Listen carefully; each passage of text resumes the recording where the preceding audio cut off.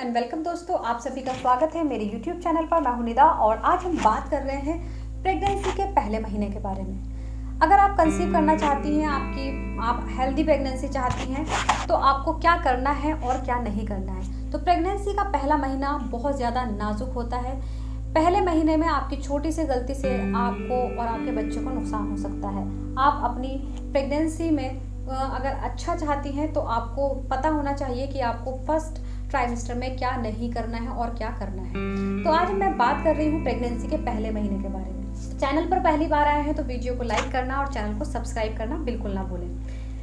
Pregnancy में क्या क्या चेंजेस आते हैं आपकी बॉडी में, क्या क्या करना चाहिए और क्या क्या नहीं करना चाहिए, ये जानना आपके लिए बेहद ज़रूरी है अगर आप कंसीव करना चाहती हैं। देखिए, प्रेगनेंसी का पहला महीना सभी को पता है। पीरियड्स का मिस हो जाना प्रेगनेंसी का सबसे पहला लक्षण माना जाता है। तो पीरियड्स मिस होने के बाद भी आप प्रेगनेंसी टेस्ट करती हैं और वो रिजल्ट ठीक आ जाता है, यानी कि आपका रिजल्ट पॉजिटिव आ जाता है। फिर आपको क्या करना है, अब उसके आगे का मैं आपको बताती हूँ। देखिए, प्रेगनेंसी टेस्ट के बारे में मैंने वीडियोस बना रखी हैं, कब आपको टेस्ट करना चाहिए और क्या करना चाहिए, वो मैंने आपको वीडियो में बताया हुआ है। लेकिन टेस्ट करने के बाद अगर आपका टेस्ट पॉजिटिव आता है, उसके बाद आपको क्या करना चाहिए, ये मैं आज इसमें बताने वाली हूँ। अगर आप प्रेग्नेंट हो गई हैं, इम्प्लांटेशन हो गया है, तो क्या होगा, उस बच्चे में 3 से 4 हफ्ते के अंदर दिल की धड़कन आ जाती है, सिर्फ 3 से 4 हफ्ते में। इसके बाद क्या होता है, जो सोनोग्राफी में भी डॉक्टर क्या होता है, सोनोग्राफी में बताया जाता है 6 से 7 यानी कि 1.5 महीने में बच्चे में हार्ट बीट आ जाती है।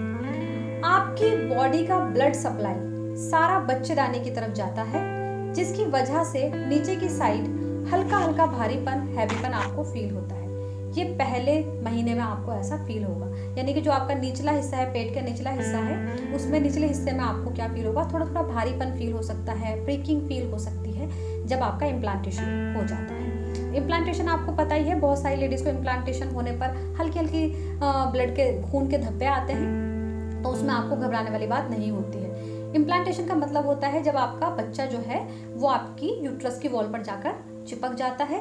तो जब वो वॉल जो एंडोमेट्रियम वॉल है वो थोड़ी सी ब्रेकडाउन होती है, जिसकी वजह से आपको हल्का सा स्पॉटिंग यानी कि आपको हल्का सा ब्लड आ जाता है, तो उसको इम्प्लांटेशन बोलते हैं। यानी कि आपका बच्चा जाके चिपक गया है, अब वो ग्रो करना शुरू कर देगा। तो आपको ये चीज़ समझ में आ गई है। तो इम्प्लांटेशन के बाद आपको पेट के निचले हिस्से में हल्का हल्का भारीपन फील होगा आपका, क्योंकि पेल्विक एरिया थोड़ा बढ़ने शुरू हो जाता है। शुरुआत में बेबी नीचे की साइड होता है, और उसके बाद आपका जो यूट्रस है, यूट्रस आपका ग्रो करने लगता है। और बच्चेदानी क्या है, बच्चेदानी का क्या होता है, बच्चेदानी नॉर्मली 7 से 8 सेंटीमीटर की होती है। तो आपको क्या होता है, उठने बैठने में हल्का सा स्ट्रेचिंग फील हो सकती है। आपको कई बार प्राइवेट पार्ट में आपके ईचिंग शुरू हो जाती है जब आप प्रेग्नेंट होती हैं। फर्स्ट महीने में आपको ये सब होता है। इसके अलावा आपका जी मचलाना, देखिए जब आपका जी मचलाना शुरू होता है ये 6 वीक के बाद होता है, जब आपके 6 वीक कंप्लीट हो जाते हैं। इसके बाद आपको क्या होता है, आपके अंदर 3 हार्मोन होते हैं जब आप प्रेग्नेंट होती हैं, और उस टाइम पर क्या होता है, आपकी बॉडी में काफ़ी सारे चेंजेस इन हार्मोन्स की वजह से आते हैं। तो पहला हार्मोन आपका है, जब आप प्रेग्नेंट होती हैं आपके अंदर एक हार्मोन बनता है HCG, ह्यूमन कोरियोनिक गोनाडोट्रोपिन। तो ये हार्मोन की वजह से आपको वोमिटिंग जैसा फील होता है, आपको वोमिटिंग कराता है। तो ये क्या करता है, ये प्लासेंटा से निकलता है और बच्चे को सपोर्ट करता है। दूसरा आपका होता है प्रोजेस्टेरोन। तो ये प्रेगनेंसी को मेंटेन रखता है और बच्चेदानी को सुरक्षित रखता है, बच्चेदानी को सेफ रखता है। तो प्रोजेस्टेरोन का भी अपना एक काम है, HCG का भी अपना एक काम है। इसके बाद होता है ईस्ट्रोजन हार्मोन। ईस्ट्रोजन हार्मोन क्या करता है, ये आपके जो हार्मोन्स हैं, अगर आपके हार्मोन्स इम्बैलेंस हो गए हैं तो उसकी वजह से आपकी बॉडी में चेंजेस आने शुरू हो जाते हैं। आपका ब्रेस्ट में भारीपन आपको फील हो सकता है, आपको नोजिया फील होता है, और इसके अलावा आपको बार बार यूरिन की आने की प्रॉब्लम होती है। ये आपके शुरुआती महीने में होता है। इससे आप आसानी से पहचान भी सकते हैं, इसको सिम्टम माना जाता है कि आपको फ्रीक्वेंटली यूरिनेशन होता है। यानी कि जैसे ही आप कंसीव कर लेती हैं तो आपकी जो यूट्रस है उस पर थोड़ा सा आपकी पेल्विक एरिया पर दबाव पड़ता है। जब दबाव पड़ेगा तो आपको बार बार यूरिन के लिए जाना पड़ता है। आप थोड़ा सा यूरिन आपको होता है लेकिन यूरिन आता नहीं है, आपको फील बार बार होगा कि यूरिन आ रहा है, आपको जाना पड़ रहा है। तो ये शुरुआती दिनों में आपके अंदर चेंजेस आते हैं।